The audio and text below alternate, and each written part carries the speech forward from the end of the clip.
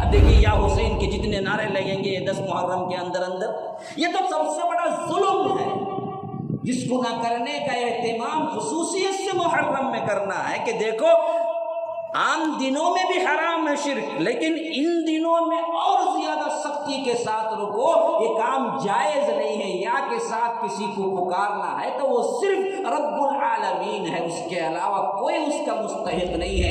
اللہ کی قسم ہم نے غلط پریزنٹیشن کیا اسلام کا، اگر ہم واقعتاً اسلام کو پڑھے ہوتے، صحیح پریزنٹیشن کرتے تو دنیا کبھی نہ کہتی کہ مسلمان خونخوار ہے، بلکہ دنیا تو کہتی کہ سب سے زیادہ امن پسند تو مسلمان ہیں، اور سب سے زیادہ امن کی بات تو اسلام میں ہے۔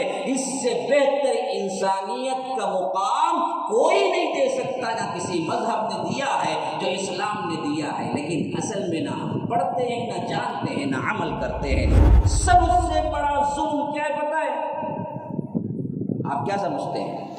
سب سے بڑا ظلم قتل، سب سے بڑا ظلم گالی، سب سے بڑا ظلم ایک دوسرے کی عزتیں لوٹنا، سب سے بڑا ظلم ڈاکہ ڈالنا، نہ، یہ سب سے بڑا ظلم نہیں ہے۔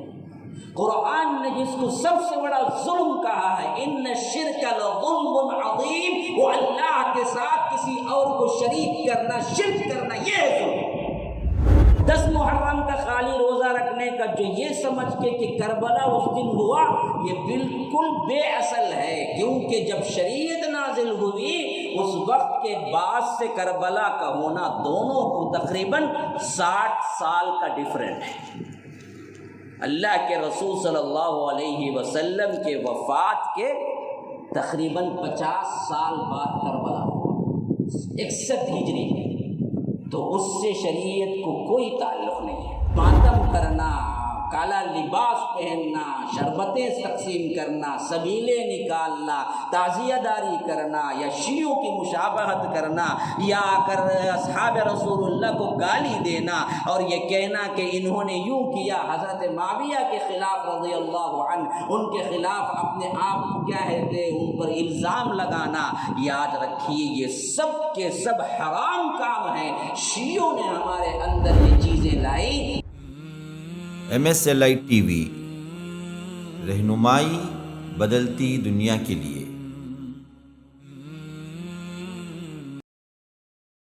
ان الحمد للہ ونعوذ باللہ من شرور انفسنا ومن سیئات اعمالنا، من يهده الله فلا مضل له ومن يضلل فلا هادي له، واشهد ان لا اله الا الله وحده لا شريك له، واشهد ان محمدا عبده ورسوله، اما بعد فان خير الحديث كتاب الله، وخير الهدي هدي محمد صلى الله عليه وسلم، وشر الأمور محدثاتها، وكل محدثة بدعة، وكل بدعة ضلالة، وفي رواية وكل ضلالة في النار۔ فأعوذ بالله السميع العليم من الشيطان الرجيم من همزه ونفثه ونفخه، إن عدة الشهور عند الله 12 شهرا في كتاب الله يوم خلق السماوات والأرض منها 4 حرم، ذلك الدين القيم، فلا تظلموا فيهن أنفسكم، فقاتلوا المشركين كافة كما يقاتلونكم كافة، واعلموا أن الله مع المتقين۔ اللهم أرنا الحق حقا وارزقنا اتباعه، وأرنا الباطل باطلا وارزقنا اجتنابه، اللهم علمنا ما ينفعنا وانفعنا بما علمتنا وارزقنا علما، رب اشرح لي صدري ويسر لي أمري واحلل عقدة من لساني يفقه قولي۔ اس اللہ کے نام سے ابتدا جس کے ناموں کی کوئی انتہا ہی نہیں۔ وَلَوْ أَنَّ مَا فِي الْأَرْضِ مِنْ شَجَرَةٍ أَقْلَامٌ وَالْبَحْرُ يَمُدُّهُ مِنْ بَعْدِهِ 7 أَبْحُرٍ مَا نَفِدَتْ كَلِمَاتُ اللَّهِ۔ اس ذات اقدس پر کروڑوں درود و سلام ہوں جو تمام جہانوں کے لیے رحمت للعالمین بن کے آئے تھے۔ اللہم صلی علی محمد وعلی آل محمد کما صلیت علی ابراہیم وعلی آل ابراہیم انک حمید مجید وبارک علی محمد وعلی آل محمد کما بارکت علی ابراہیم وعلی آل ابراہیم انک حمید مجید۔ برادران اسلام، واجب الاحترام بزرگوں، دوستوں، عزیز ساتھیوں، لائق احترام ماؤں اور بہنوں، جو مہینہ چل رہا ہے یہ ماہ محرم ہے۔ تقریباً آج کے اعتبار سے 4 تاریخ، اور اس ماہ سے متعلق چند شرعی احکامات ہیں اور چند وہ چیزیں جو ہم نے بدعات اور خرافات ایجاد کر لیے ہیں۔ اس حیثیت سے جو آیت میں نے آپ کے سامنے تلاوت کی ہے یہ سورہ توبہ کی 36ویں آیت ہے۔ سورہ توبہ سورہ نمبر 9 اور آیت نمبر 36، جس میں رب العالمین فرماتا ہے کہ ان عدت الشہور عند اللہ 12 شہرا۔ اللہ تبارک و تعالیٰ کے پاس مہینوں کی جو گنتی ہے وہ 12 ہے۔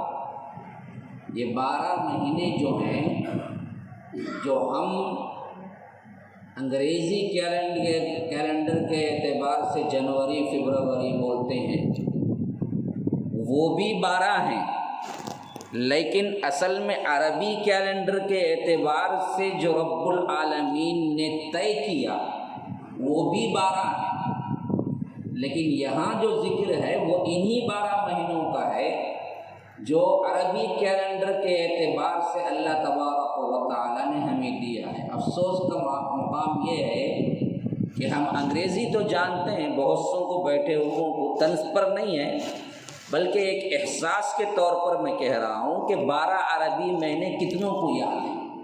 ذرا غور کر کے دیکھیے آپ لوگوں میں، جیسے جنوری فروری مارچ اپریل مئی ہے، ایسے عربی کے 12 مہینے بالترتیب کس کو یاد ہے؟ ہاں، میلاد النبی میں کھانے کا معاملہ ہے، کنڈا وہ یاد ہوتا ہے، محرم میں تعزیہ مارنے کا ہے وہ یاد ہوتا ہے، رمضان میں بھی 2 3 مرتبہ کھانے کا معاملہ ہوتا ہے، تو کھانے کی چیزیں تو ہمیں یاد ہوتی ہیں۔ بقیہ جو مہینے ہیں ان مہینوں کو ترتیب کے اعتبار سے ہمیں کہاں یاد ہے؟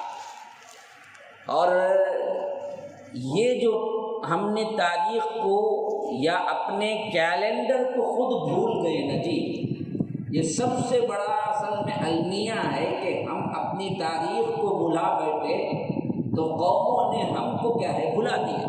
ہماری کوئی حیثیت آج نہیں ہے، ہم خود انگریزی رنگ میں رنگ گئے اور انگریزی کیلنڈر کی تاریخ تو ہم کو یاد ہے، لیکن نہ عربی کیلنڈر کی تاریخ یاد رہتی ہے نہ مہینے یاد ہیں ہمیں، 1-2 مہینوں کے سوا، جبکہ رب کہتا ہے کہ یوم خلق السماوات والارض، جب میں نے آسمان اور زمین کو پیدا کیا اس وقت سے ہی یہ 12 ہی ہیں، یعنی محرم، صفر، ربیع الاول، ربیع الاخر، جمادی الاولی، جمادی الاخری، رجب، شعبان، رمضان، شوال، ذی القعدہ، ذی الحج، یہ 12 مہینے ہم نے کائنات کی پیدائش کے وقت ہی مقرر کر دیا، گویا کہ یہ رب العالمین کی طرف سے دی گئی جنتری ہے۔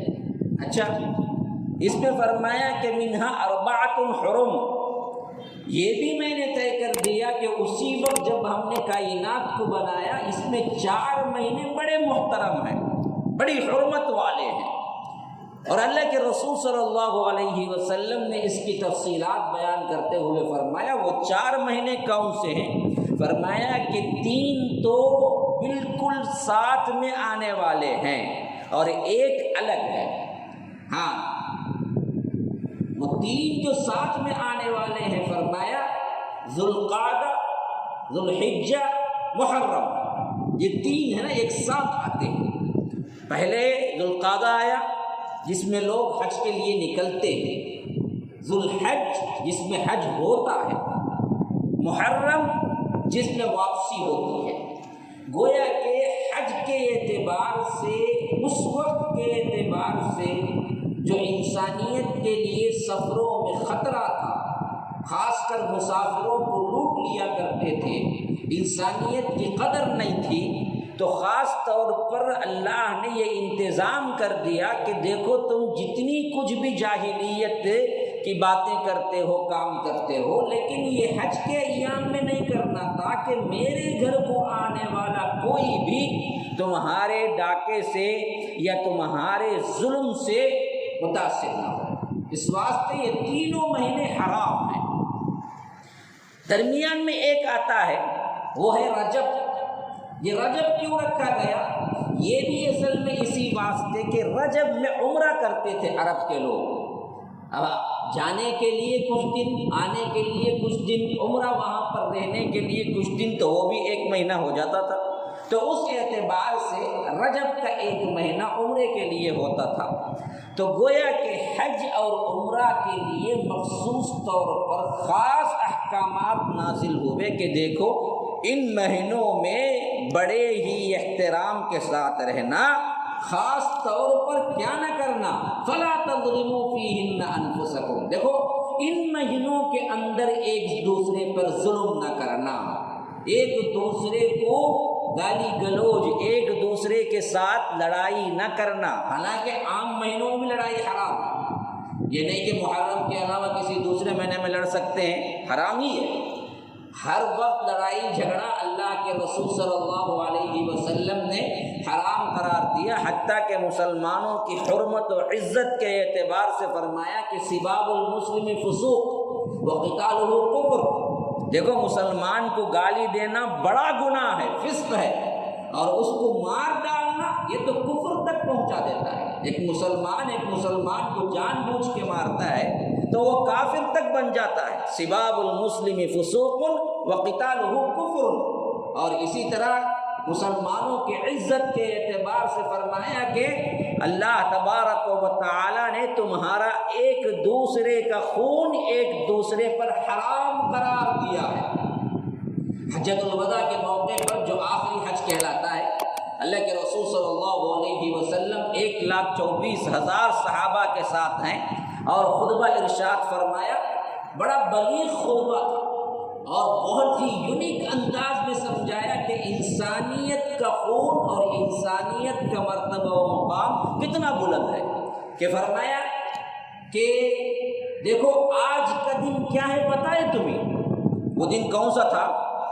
وہ دن بقرہ عید کا دن تھا، 10 ذی الحجہ کے دن خطبہ دیا اللہ کے رسول صلی اللہ علیہ وسلم نے، جو بڑا مشہور خطبہ ہے، کہ پوچھا کہ آج کون سا دن ہے؟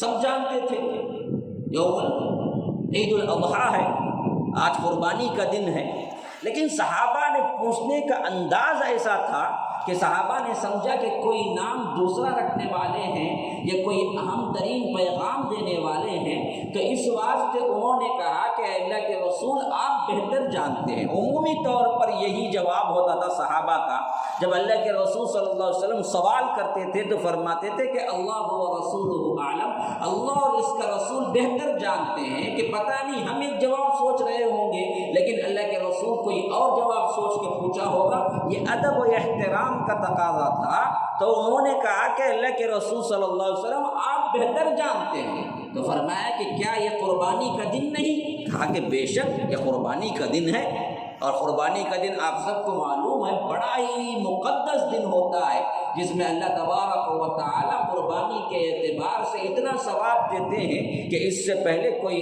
اور چیز کے معاملے میں اتنا ثواب نہیں دیتے، اور اللہ تبارک و تعالی بندوں کو اتنا قریب کرتے ہیں، اتنا کہ عرفے کے میدان میں جمع ہونے والے لشکر، جو کچھ بھی جمع ہونے والی جماعت سے کہتے ہیں کہ یہ میرے وہ بندے ہیں جو مجھے پکارنے کے لیے، میری توحید کے لیے جمع ہوئے ہیں، اور فرشتوں تم گواہ رہو میں ان سب کو معاف کر دیا۔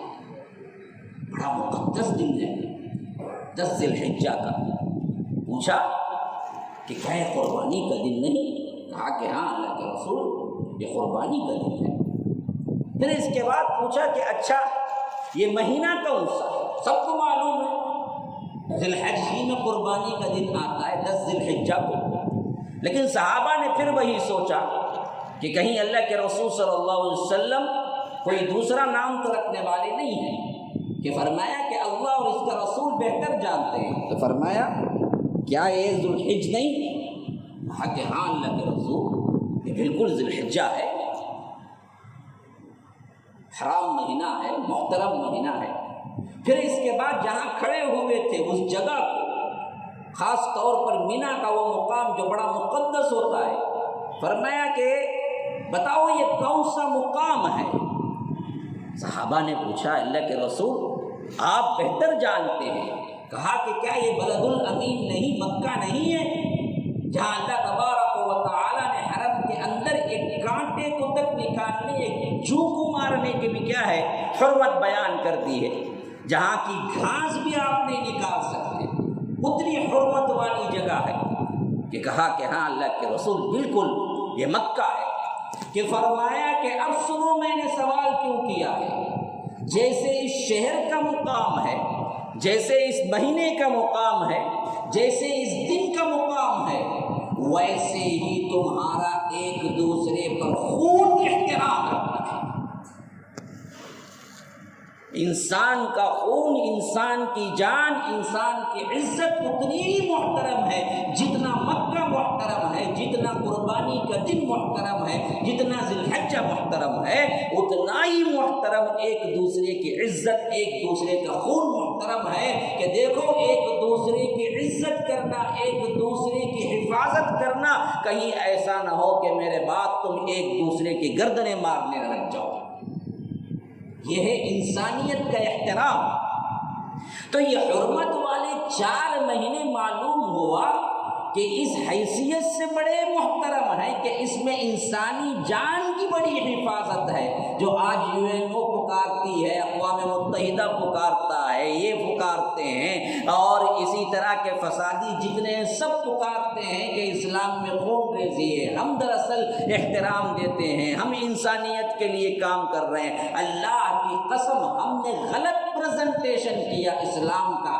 اگر ہم واقعتاً اسلام کو پڑھے ہوتے، صحیح پریزنٹیشن کرتے، تو دنیا کبھی نہ کہتی کہ مسلمان خونخوار ہے، بلکہ دنیا تو کہتی کہ سب سے زیادہ امن پسند تو مسلمان ہیں، اور سب سے زیادہ امن کی بات تو اسلام میں ہے۔ اس سے بہتر انسانیت کا مقام کوئی نہیں دے سکتا، نہ کسی مذہب نے دیا ہے جو اسلام نے دیا ہے۔ لیکن اصل میں نہ ہم پڑھتے ہیں، نہ جانتے ہیں، نہ عمل کرتے ہیں۔ ایک جان کی قدر و قیمت رب العالمین نے پورے انسانوں سے لگائی۔ کہا کہ دیکھو من احیاھا فکأنما احیا الناس جمیعا، جو ایک کی جان بچائی وہ پوری کائنات کے لوگوں کی جان بچائی، اور جو ایک کو مارا گویا کہ اس نے پوری انسانیت کو مارا۔ احترام آدمیت، احترام خون، احترام عزت، احترام ایک دوسرے کا، یہ سب سے زیادہ ہمیشہ کرنا ہے، لیکن محرم میں زیادہ۔ اسی لیے فرمایا منہا اربعۃ حرم، 4 مہینے بڑے محترم ہیں۔ ہاں تو یہ 4 مہینے محترم میں 3 مہینے جو ملا کے آتے ہیں ان میں محرم ایک ہے میرے بھائیوں، جس میں رب العالمین نے فرمایا کہ فلا تظلموا فیہن انفسکم، لوگوں دیکھو یہ ظلم نہ کرنا ایک دوسرے پر، خالی وہی ہے ظلم۔ اب ذرا آئیے تفصیل بھی دیکھ لیں، تفصیل بھی لیکن بڑی ٹھنڈی فضا ہے، اے سی چل رہی ہے تو بہت سے لوگوں کو بڑی اچھی نیند آ رہی ہے۔ ہمارا عجیب مسئلہ ہے، ایک تو سنتے نہیں، کبھی زبردستی مسجد میں آپ خطبہ دیکھیے نا جی، جمعہ کے ساتھ متصل ہے، جو خطبہ اٹینڈ کیا نا اس کی جمعہ صحیح طور پر مکمل ہوئی، جو خطبے ہی میں نہیں آیا نماز تو ادا ہو گئی لیکن تکمیل نماز نہیں ہوئی اس کی۔ تو اب دراصل پہلے تو عام بیانات میں ہمارا بندہ آتا ہی نہیں ہے، ہاں بھائی مجھے بہت کام ہے، کیا کام ہے بھائی؟ وہ چائے خانے میں بیٹھ کے چائے پینا ہے، ہاں 10 لوگوں سے گپے شپے اڑانا ہے، وہ گلی کے نکر پہ ڈکر پہ کھڑے ہونا ہے، یہ بہت اہم ترین کام ہوتا ہے اس کا، یا غیبتیں کرنا ہے ادھر ادھر کی۔ کبھی آنا پڑ جاتا ہے نا جی، جمعہ میں تو آنا ہی آنا ہے، اس میں بھی بہت سے لوگ لیٹ آتے ہیں۔ اب ہمارا حال دیکھو، اللہ کے رسول صلی اللہ علیہ وسلم نے فرمایا امام کے منبر پر چڑھنے سے پہلے حاضر ہو جانا ہے۔ اگر امام کے چڑھنے کے بعد کوئی بندہ مسجد آئے تو اللہ کے رسول صلی اللہ علیہ وسلم نے فرمایا فرشتے جمعہ اٹینڈ کرنے کا جو دفتر ہے اس میں نام نہیں لکھتے۔ ہاں، فرشتے امام کے چڑھنے سے پہلے دروازے پہ کھڑے ہوتے ہیں، جو بھی آتا ہے بندہ اس کا نام لکھتے ہیں کہ اس نے جمعہ اٹینڈ کیا، اور اس میں ثواب لکھتے ہیں۔ فرمایا ترمذی کی روایت میں جو سب سے پہلے آتا ہے پہلی گھڑی میں، گویا کہ یوں سمجھ لو جیسے ہی پاکی صفائی ہوئی مسجد میں کوئی نہیں تھا اور آپ کیا کیے، نیت کے ساتھ پیدل چلتے ہوئے یا اچھے کپڑے پہن کر، جو بھی تمہارے پاس کیا ہے مقدس ہیں، جو بھی تمہارے پاس بہترین خوشبو ہے لگا کر اور اچھی طرح غسل کر کے یہاں پر آ گئے۔ جب آپ انٹری لیے مسجد میں، وہاں پر آپ کو کوئی دوسرا نہیں ملا تو وہ اس مسجد کے اعتبار سے پہلی گھڑی ہے۔ فرمایا کہ اگر کوئی بندہ پہلی گھڑی میں آتا ہے تو اس کے لیے اللہ تبارک و تعالی ایک اونٹ اللہ کی راہ میں قربانی دینے کا ثواب لکھتا ہے۔ یار ایک اونٹ، پورا اونٹ، آپ چاہ کے بھی قربانی نہیں دے سکتے اونٹ کی۔ اونٹ کی قربانی ابھی 1-2 سال سے تو بینڈ ہے گورنمنٹ کی طرف سے۔ اگر وہ لوگ بالفرض تبھی بھی کرنا چاہیں گے تو 50,000 روپئے سے کم میں تو اونٹ آ ہی نہیں سکتا، بلکہ لاکھوں میں جاتا ہے، اور ملتا یا نہیں ہے، راجستھان وغیرہ میں ملتا ہے۔ پھر لانے کا جو مسئلہ ہوگا نا جی، وہ تقریباً 50-1 لاکھ روپے ہو جائے گا۔ پھر لا کے اسے قربانی کرنے کا جو مسئلہ ہوگا نا وہ اس سے زیادہ۔ آپ کو اللہ آسانی کے ساتھ ہر جمعہ، ہر ہفتہ اونٹ کی قربانی کا ثواب دیتا ہے اس وقت جب آپ 1-آدھا گھنٹہ پہلے مسجد میں داخل ہو جائیں۔ پہلی گھڑی میں جب کوئی نہیں آیا تو اللہ تبارک و تعالیٰ یہ ثواب دیتا ہے، اور ہم کہتے ہیں کہ نہیں اللہ ہم مصروف ہیں، ہم بڑے بزیسٹ مین ہیں، ہم کہاں آدھا 1 گھنٹہ پہلے آئیں تیرے گھر کو۔ وہی ہماری یہاں کی گورنمنٹ اعلان کر دے کہ صبح سویرے جو ہمارے آفس کو آئے گا ہم اس کو 1 موٹا چاول کا دیں گے، تو لائن لگا کے کیا ہے ایک دوسرے پہ گر کے مر جائے گا، لڑائی کر کے مجھے دو مجھے دو۔ ہاں، جب کرونا میں 500 روپئے بانٹا تب، یا 2000 روپئے، مجھے پتہ نہیں ہے، ان 2000 روپئے لینے کے لیے 1-2 کیا ہو گئے، مر گئے۔ یہ ہے ہماری دنیا پرستی اور آخرت سے دوری۔ تو رب العالمین کیسے ہمیں مرتبہ دے گا، کیسے عزت دے گا؟ ہاں، اللہ کے فضل و کرم سے اس جگہ بھی جہاں تک مجھے یاد پڑتا ہے 7-8 سال سے یہاں پر جمعہ ہو رہی ہے، اور جمعہ کی یہ حالت ہے، میں آ کے دیکھا ہوں تو حیران رہ گیا کہ جمعہ میں منبر پہ چڑھتے وقت 2 صف بھی بڑی مشکل سے ہو رہی ہے، جبکہ جمعہ میں چڑھتے وقت یہ حال ہونا چاہیے جو اب ہے۔ ہاں، منبر پر چڑھنے کے بعد کوئی نہ آئے، اس کی رجسٹری ہی ہوتی نہیں ہے، لیکن ہم کو آدھا 1 گھنٹہ بڑا مشکل پڑتا ہے، آدھا 1 گھنٹہ۔ ارے یہ کیا ہوگا جی، ہم اس میں تو اتنے کام کر لیں گے۔ وہی مووی دیکھتے ہوئے، واٹس ایپ میں رہتے ہوئے، فیس بک میں رہتے ہوئے گھنٹے نکل جاتے ہیں، ہمیں اس کی پرواہ نہیں۔ گناہ کماتے ہوئے گھنٹے نکل جاتے ہیں، ہمیں اس کی کوئی پرواہ نہیں۔ اللہ تبارک و تعالیٰ تمہیں ثواب دینے پہ آتا ہے، کہتا ہے کہ تم پہلی گھڑی میں آؤ تو میں اونٹ قربانی کا تمہیں ثواب دیتا ہوں، دوسری گھڑی میں آؤ تو اللہ کے رسول کہتے ہیں گائے قربانی کا ثواب ملے گا، تیسری گھڑی میں کوئی آتا ہے تو اسے بکرا ذبح کرنے کا ثواب ملے گا، چوتھی گھڑی میں کوئی آتا ہے تو اسے مرغی اللہ کی راہ میں دینے کا ثواب ملے گا، 5ویں گھڑی میں کوئی آتا ہے تو اسے انڈا قربانی دینے کا، انڈا اللہ کی راہ میں دینے کا ثواب ملے گا۔ پھر اس کے بعد کوئی گھڑی نہیں ہے، یہاں تک کہ امام منبر پہ چڑھ جاتا ہے تو فرشتے بھی اپنا دفتر بند کر کے خطبہ سننے کے لیے بیٹھ جاتے ہیں۔ پھر امام چڑھنے کے بعد کوئی آتا ہے تو اس کا دفتر میں تو نام نہیں آتا کہ اس نے جمعہ اٹینڈ کیا، لیکن آج ہمارے ہاں یہ 25-50 افراد جو آ رہے ہیں وہ خود بھی کب ہے، میرا آدھا خطبہ ہو گیا تو آ رہے ہیں، اور بعض لوگ پوری پلاننگ سے آتے۔ میں ہمیشہ کہا کرتا ہوں آدھے گھنٹے کا خطبہ ہے، میں اگر 1:20 یا 1:25 کو کیا ہے داخل ہوں گا، وضو 5 منٹ ہو جائے گا، میں اندر داخل ہوں گا، امام صاحب اتر رہے ہوں گے، اللہ اللہ خیر صلی اللہ 2 رکعت نماز پڑھ لوں گا جمعہ کی، پھر اس کے بعد پوری پلاننگ سے 5 منٹ میں میری جمعہ ختم پوری۔ اور آج میں آپ کے خیال کو بدلنے والا ہوں، اب 1:30 کی نیت کر کے جو آئے اس کو لے جاؤں گا 2 تک، تبھی بھی آدھا گھنٹہ بیٹھنا ہی پڑتا ہے، اب کسی جانے کا تو نہیں ہوگا۔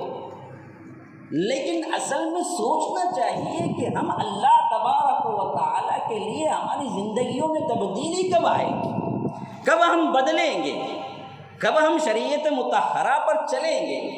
تو غرض کہ میں بیان کر رہا تھا، اللہ کے رسول صلی اللہ علیہ وسلم نے جو ہمیں بتایا کہ یہ محرم بڑا احترام والا مہینہ ہے، اور اس احترام میں فَلَا تَظْلِمُوا فِيهِنَّ أَنفُسَكُمْ کہ دیکھو تم ظلم نہ کرنا، تو آخر ظلم کو ہم نے کیا سمجھ لیا؟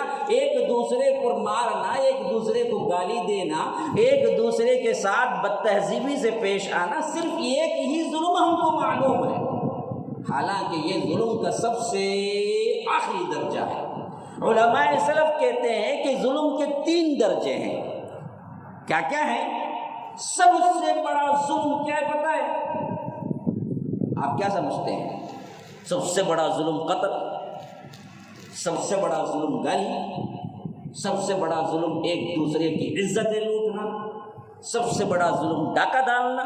نہ، یہ سب سے بڑا ظلم نہیں ہے۔ قرآن نے جس کو سب سے بڑا ظلم کہا ہے، ان الشرک لظلم عظیم، وہ اللہ کے ساتھ کسی اور کو شریک کرنا، شرک کرنا، یہ ہے ظلم۔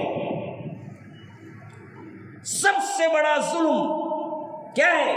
اللہ کے علاوہ کسی اور کو پکارنا، یا قادر، یا عبد القادر، ہاں، یا غوث، یا علی حجویری، یا حسین۔ اب دیکھیے یا حسین کے جتنے نعرے لگیں گے 10 محرم کے اندر، یہ تو سب سے بڑا ظلم ہے، جس کو نہ کرنے کا اہتمام خصوصیت سے محرم میں کرنا ہے کہ دیکھو عام دنوں میں بھی حرام ہے شرک، لیکن ان دنوں میں اور زیادہ سختی کے ساتھ رکو، یہ کام جائز نہیں ہے، یا کے ساتھ کسی کو پکارنا ہے تو وہ صرف رب العالمین ہے، اس کے علاوہ کوئی اس کا مستحق نہیں ہے، خواہ وہ قیام ہو، رکوع ہو، سجدہ ہو، قومہ ہو، نظر ہو، نیاز ہو، دعا ہو، غائبانہ ڈر ہو، غائبانہ محبت ہو، ان سب کا صرف اور صرف کوئی مستحق ذات ہے تو جناب صرف اور صرف اللہ رب العالمین ہے، کوئی اور نہیں۔ اب کہاں چلے؟ ہم نے شرک کو جانا ہی نہیں، توحید کیا ہے مانا ہی نہیں۔ لا الہ الا اللہ پڑھتا ہے بندہ، لیکن پتہ ہی نہیں کہ اس کا معنی کیا ہے۔ میں نے ایک مرتبہ بڑی محفل میں لا الہ الا اللہ کا معنی کیا ہے، کہتا ہے اللہ ایک ہے۔ لا الہ الا اللہ کا معنی کیا ہے؟ کہتا ہے کہ اللہ ہے۔ لا الہ الا اللہ کا معنی اللہ ایک ہے، لا الہ الا اللہ کا معنی اللہ ہے۔ لا الہ الا اللہ کا معنی سرے سے ہم کو نہیں معلوم ہے تو ہم کیا توحید کو اپنائیں گے، ہم کیسے شرک سے بچیں گے؟ کیونکہ سب سے بڑا ظلم اللہ کے ساتھ کسی اور کو شریک کرنا، یہی ظلم ہے جو رب العالمین نے خود قرآن مجید میں سورہ لقمان کے اندر فرمایا کہ دیکھو سب سے بڑا ظلم، کیونکہ جب یہ آیت اتری سورہ انعام کی کہ الذین آمنوا ولم یلبسوا ایمانہم بظلم اولئک لہم الامن وہم مہتدون، کہ جو لوگ ایمان لائے پھر اپنے ایمان کو ظلم کے ساتھ ملاوٹ نہ کیا، یعنی اپنے ایمان کی حالت میں ظلم نہ کیا، تو وہی ہدایت یافتہ ہیں، وہی امن والے ہیں۔ تو صحابہ گھٹنے ٹیک کے کھڑے ہو گئے، کہا کہ اللہ کے رسول کون سا ایسا بندہ ہے جو چھوٹا موٹا ظلم نہیں کرتا؟ کون سا ایسا بندہ ہے جو ایک دوسرے پر کبھی کچھ گالی گلوچ نہیں کر لیتا؟ کون سا ایسا بندہ ہے جو ایک دوسرے کے ہاتھوں کچھ نہ کچھ ظلم ہو جاتا؟ تو پھر تو کوئی ہدایت یافتہ نہیں رہا، پھر تو کوئی امن والا نہیں رہا، تو پھر ہم کہاں جائیں گے؟ تو اللہ کے رسول صلی اللہ علیہ وسلم نے فرمایا کہ نہ نہ نہ، یہاں ظلم سے مراد وہ ظلم نہیں ہے جو تم نے سمجھا ہے ایک دوسرے پہ ظلم کرنا، اصل میں ظلم سے مراد یہاں ہے کہ اللہ نے لقمان میں نہیں کہا ان الشرک لظلم عظیم، کہ دیکھو اصل میں شرک سب سے بڑا ظلم ہے۔ یہاں ظلم سے مراد شرک کرنا ہے، اللہ کے علاوہ کسی کو دینے والا جاننا، کوئی بکری بنانے والا ہے، کوئی قسمت بنانے والا ہے، کوئی کیا ہے تمہارے کیا ہے مرادوں کو پوری کرنے والا ہے، یہ سمجھنا، یا کسی کے آگے سجدہ کرنا، یا کسی قبر پہ، جھنڈے پہ، بنڈے پہ آپ یہ سمجھنا کہ اس کے اندر بھی کوئی طاقت ہے، کوئی پاور ہے، یہ اصل شرک ہے، یہ سب سے بڑا ظلم ہے۔ تو لا الہ الا اللہ میں ہم اسی ظلم کی نفی کرتے ہیں۔ ایسا ہی ہے بھائی، یہاں پر جگہ ہے دیکھو، آنے والوں کو تکلیف نہ دو، فلان کے آنا اللہ کے رسول کو سب سے بڑا سخت ناپسند تھا۔ کسی کی گردن، ارے ادھر آئیے بھائی، یہاں آئیے آپ لوگ، کسی کو فلان کے آنے کی تکلیف نہ دے، ادھر بہت جگہ ہے، ایسے آئیں، یہاں پر آئیں، آنے والے کو جگہ دے، کسی کی گردنیں فلان کے آنا اللہ کے رسول صلی اللہ علیہ وسلم کو سخت ناپسند ہے۔ فرمایا کہ اگر اس کو معلوم ہو جائے کہ وہ کتنا برا ہے تو وہ دراصل 40 سال تک کھڑا ہونا پسند کرے گا، لیکن گردن پھلانگنا پسند۔ آپ بالکل راستے میں بیٹھے ہوئے ہیں، آپ سامنے آ جائیں، سامنے آ جائیں، بہت جگہ ہے، سامنے آ جائیں۔ کسی کی گردن پھلانگنا مسجد کے ادب کے خلاف ہے، یاد رکھیے، آداب سیکھنا چاہیے۔ اللہ کے دربار کے آداب نہ سیکھیں گے تو پھر کہاں سے ادب آئے گا؟ سب سے اہم ترین فریضہ تو مسجدوں کے آداب سیکھ کر آنا چاہیے۔ تو یاد رکھیے، لا الہ الا اللہ کا معنی ہرگز بھی کیا نہیں ہے اللہ ایک ہے یا اللہ ہے، نہیں ہے۔ لا الہ الا اللہ کا معنی ہے نہیں ہے کوئی معبود، کوئی عبادت کے لائق، کوئی سجدے کے لائق، کوئی رکوع کے لائق، کوئی نظر و نیاز کے لائق، صرف اور صرف اللہ کے۔ یہ ہے اصل ترجمہ، یعنی عبادت کرنا ہے تو صرف اللہ کی کرنی ہے، کسی اور کی نہیں، حسنین کریمین کی نہیں، علی کی نہیں، علی حجویری کی نہیں، کوئی ایسا شخص دنیا میں ہے ہی نہیں جس کی عبادت کی جائے، حتیٰ کہ جناب محمد الرسول اللہ صلی اللہ علیہ وسلم کے بھی نہیں۔ فرمایا، حضرت حذیفہ کے بارے میں آتا ہے، وہ شام وغیرہ کا سفر کرتے تھے، وہاں کے بادشاہوں کے دربار میں جاتے تھے۔ جب وہاں درباروں میں گئے تو دیکھا کہ وہاں کے بادشاہ کے سامنے وہاں کے درباری جب وہ آ کے بیٹھتا ہے تو اس کے لیے جھکتے ہیں، سجدہ کرتے ہیں۔ کہا کہ اللہ کے رسول کیوں نہ ہو، آپ تو دنیا جہاں کے سردار ہیں، صرف دنیا کے نہیں بلکہ آخرت کے بھی آپ سردار ہیں، آپ آئیں تو ہم کیوں نہ سجدہ کریں؟ اللہ کے رسول صلی اللہ علیہ وسلم نے فرمایا کہ نہیں، اگر میری شریعت میں کسی کو سجدے کا حکم ہوتا یا سجدہ جائز ہوتا تو وہ بیوی کے لیے ہوتا کہ شوہر کے لیے سجدہ کرے، وہ بھی میرے لیے بھی نہیں۔ حتیٰ کہ شریعت میں کسی کی اجازت ہوتی تو فرمایا کہ وہ اجازت ہوتی کہ بیوی شوہر کو سجدہ کرے، یہ مقام ہے شوہر کا، لیکن اس کے لیے بھی نہیں۔ تو یاد رکھیے، اصل چیز جس سے روکا گیا محرم میں وہ کیا ہے؟ شرک سے بچو، بدعات سے بچو، خرافات سے بچو۔ یہ کالے کپڑے پہننا، غم منانا، اللہ کے رسول صلی اللہ علیہ وسلم نے فرمایا کہ کسی کی وفات پر غم منانا اگر رشتہ داروں کے لیے بھی جائز ہے تو وہ صرف 3 دن ہے، 3 دن کے بعد وہ اپنے غم سے باہر نکل آنا ہے۔ حضرت ابو سفیان ان کا انتقال ہوا، 3 دن بعد حضرت ابو سفیان کی بیٹی رملہ بنت ابی سفیان جو اللہ کے رسول صلی اللہ علیہ وسلم کی زوجہ ہے، ام المؤمنین ہے، انہوں نے کیا کیا؟ غسل کیا، کپڑے پہنے اور اپنے جو عورتوں کا اجتماع سمجھ لیجئے یا جو لوگ ملنے کے لیے تعزیت کے لیے آتے تھے ان کے سامنے آ کے بیٹھا اور کہا کہ میں نے یہ کام اس واسطے کیا کہ میں نے اللہ کے رسول صلی اللہ علیہ وسلم سے سنا ہے کہ کسی کی وفات پر غم منانا ہو تو وہ 3 دن سے زیادہ جائز نہیں، اور میرے باپ کو گزرے ہوئے آج 3واں دن ہے، اس واسطے میں نے کیا کیا کہ غم کا وہ لباس یا آ کر جیسے بھی میں رہا کرتی تھی وہ سب چیزیں چھوڑ کر میں نے آج غسل کیا، زینت اختیار کی اور میں تمہارے سامنے آ کے بیٹھی ہوں۔ تو یاد رکھو 1400 سال پہلے ہونے والا کربلے کے واقعے کے لیے آج کوئی کہتا ہے کہ غم مناؤ، کالے کپڑے پہنو، تعزیت کرو، فلاں کرو، شربت تقسیم کرو، تو یاد رکھو اللہ کے رسول نے صاف منع کر دیا اور حرام کر دیا کہ کوئی غم میں اپنے گریبان کو چاک نہ کرے، کوئی غم میں چیخ و پکار نہ کرے۔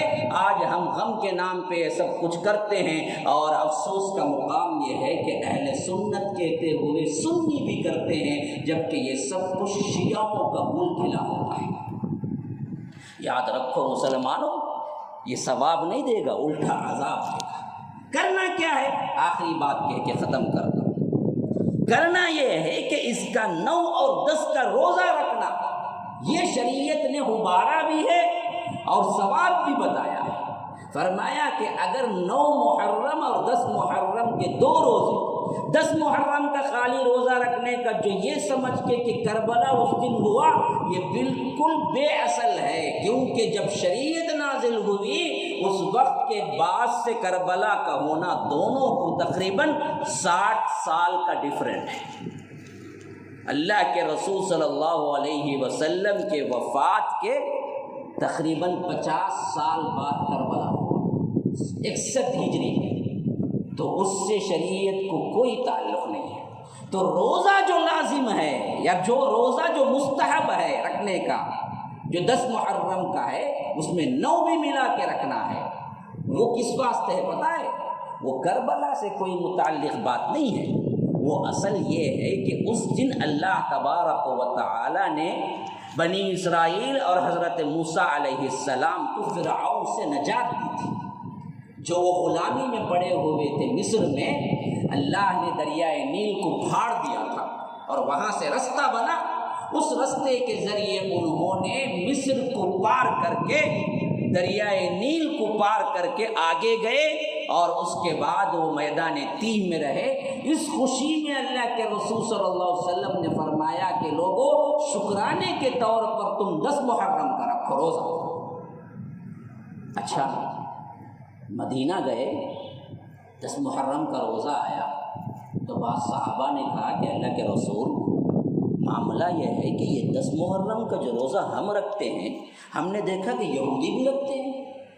اللہ کے رسول صلی اللہ علیہ وسلم نے کہا کہ اچھا بلاؤ۔ جب وہ آئے، اللہ کے رسول صلی اللہ علیہ وسلم نے پوچھا کہ بھائی تم کیوں روزہ رکھتے ہو؟ کہا کہ اسی دن موسیٰ علیہ السلام کو اللہ نے فرعون سے نجات دی، اس خوشی میں ہم روزہ رکھتے ہیں۔ تو فرمایا کہ اس خوشی کو منانے کا زیادہ حق تو ہم کو ہے، لیکن اس میں مشابہت ہوتی ہے، سملیرٹیز ہیں، یہودیوں کے ساتھ ہماری ایک ساتھ مشابہت ہوتی ہے۔ اس واسطے اگر میں اگلے سال رہوں اس دنیا میں تو میں 9 بھی رکھوں گا۔ گویا کہ اللہ کے رسول عبادت میں بھی یہودیوں کا ساتھ یا یہودیوں کی مشابہت کو کراہت کی نظر سے دیکھتے تھے، اسی واسطے فرمایا کہ میں اگلے سال رہوں تو میں 9 اور 10 رکھوں گا، لیکن اگلے سال آنے سے پہلے اللہ کے رسول صلی اللہ علیہ وسلم کا انتقال ہو گیا۔ اللہ تبارک و تعالیٰ کی ملاقات کے لیے اللہ نے بلا لیا۔ تو یاد رکھو، سنت طریقہ یہی ہے کہ 9 بھی رکھو، 10 بھی رکھو، لیکن اس سے کربلا کا کوئی معاملہ نہیں ہے۔ یہ اصل میں حضرت موسیٰ علیہ السلام کو فرعون سے نجات دینے کے شکرانے کے طور پر یہ روزہ رکھنا ہے۔ بقیہ روزے بھی آپ محرم میں رکھ سکتے ہیں، نفل کے اعتبار سے اس کی بھی بڑی فضیلت آئی ہے، ذکر کے اعتبار سے آپ بہت سے اذکار کر سکتے ہیں، اس کی بھی بڑی فضیلت آئی ہے۔ یہ حلال اور جائز چیزوں کو چھوڑ کر ماتم کرنا، کالا لباس پہننا، شربتیں تقسیم کرنا، سبیلیں نکالنا، تعزیہ داری کرنا، یا شیعوں کی مشابہت کرنا، یا کر اصحاب رسول اللہ کو گالی دینا اور یہ کہنا کہ انہوں نے یوں کیا، حضرت معاویہ کے خلاف رضی اللہ عنہ، ان کے خلاف اپنے آپ کو کیا ہے ان پر الزام لگانا، یاد رکھیے یہ سب کے سب حرام کام ہیں۔ شیعوں نے ہمارے اندر یہ چیزیں لائی اور ہم جہالت کی وجہ سے ان سب کو اپنا سنیت سمجھ کے ہم نے اس کو کیا کر لیا، اپنا لیا، اور ہمارے اصل میں جہالت کی انتہا یہ ہے کہ ہم کو پتہ بھی نہیں ہے کہ محرم الحرام میں اصل واقعہ جو تھا شریعت نازل ہوتے وقت وہ کربلا نہیں تھا، وہ تو 50 سال بعد آیا۔ اصل واقعہ جو ہوا وہ تو فرعون اور حضرت موسیٰ کا سب سے اہم ترین واقعہ ہے، جس میں اللہ نے بتلایا کہ کمزور سے کمزور کے ساتھ بھی اگر اللہ تبارک و تعالیٰ کی سپورٹ آ جائے تو پھر بھی بڑے سے بڑا فرعون بھی مقابلہ نہیں کر سکتا، اسے ہم اسی کی دریا میں ڈبو کے مارتے ہیں۔ آج بھی ایک فرعون بیٹھا ہوا ہے، ہاں 2014 سے ہم پہ ایک فرعون بیٹھا ہوا ہے، اور لوگ سمجھتے ہیں کوئی نہیں بگاڑ سکتا، وہ بڑی میجارٹی میں ہے۔ یہ کیا ہیں؟ یہ جھنڈے کے فرعون ہیں، جن کے پاس اصل بادشاہت ہوتی تھی، وہ تو وہ زمانے کے بادشاہ تھے، وہ بھی اگر اللہ تبارک و تعالیٰ نے چاہا تو دریا میں ڈبو کے مارا، تو اس وقت اس نے پکارا بھی کہ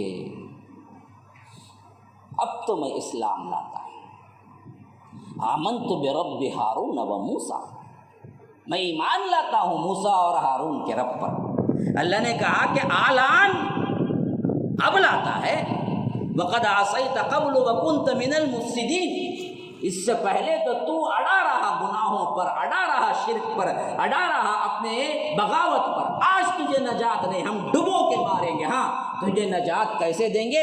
فرمایا کہ فَالْيَوْمَ نُنَجِّيكَ بِبَدَنِكَ لِتَكُونَ لِمَنْ خَلْفَكَ آیا، کہ ہم تیرے بدن کو نجات دیں گے اور عبرت کی نشانی بنا کے رکھیں گے، تاکہ آنے والے لوگ دیکھ سکیں جس نے اپنی دنیا میں رہتے ہوئے کہا کہ میں رب ہوں، انا ربکم الاعلیٰ، اور جس کے انڈر میں کیا ہے پورا مصر تھا، جس کو چاہتا مارتا، جس کو چاہتا جلاتا، اس حیثیت سے رہنے والا بھی جب رب نے اس کو پکڑا تو ایسا پکڑا کہ دریا میں ڈبو کے مارا، اور تقریباً 2000 سال کہاں تھا پتہ نہیں، اور 1920 میں اس کی لاش دریافت ہوئی، اور آج بھی استنبول کے میوزیم میں ہے۔ اور یاد رکھو یہ لاش فرعون کی تمام فرعونوں کو پیغام دے رہی ہے کہ دیکھو دنیا میں اترانے والوں، ظلم کرنے والوں، ایک نہ ایک دن اللہ کی پکڑ ہے، اور جب یہ رب پکڑنے پہ آتا ہے تو پھر فرعون کیا، فرعون کا باپ بھی اس جگہ سے ہل نہیں سکتا۔ یہ ہے اصل پیغام محرم کا، اس کو بھول کے ہم نے کیا کر لیا، ماتم کرنا، اور اسی طرح گالیاں دینا صحابہ کو، اور اپنے نت نئے بدعات و خرافات میں پڑ گئے۔ میرے بھائیو، اللہ تبارک و تعالی سننے سے زیادہ سمجھ کی توفیق عطا فرمائے، اللہ تبارک و تعالی ہمیں سنت پر عمل کرنے کی توفیق عطا فرمائے، اللہ تبارک و تعالی ہمارے گناہوں کو معاف فرمائے، اللہ تبارک و تعالی ہم سب کو جیسے یہاں اکٹھا فرمایا ہے امام الانبیاء سید المرسلین و آخرین جناب محمد رسول اللہ صلی اللہ علیہ وسلم کے ساتھ جنت الفردوس میں بھی اکٹھا فرمائے۔ ھذا وباللہ التوفیق، صلی اللہ وسلم علی نبینا محمد۔